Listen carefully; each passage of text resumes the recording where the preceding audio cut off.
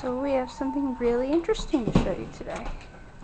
Other than Lexi wearing a nice new hoodie and Rocky, my bee dog, we have something you don't find in a house very often. Yep, a chicken. His name is Colonel Crispy, and we found him under my parents' house. And he's just a baby. And he's actually very friendly.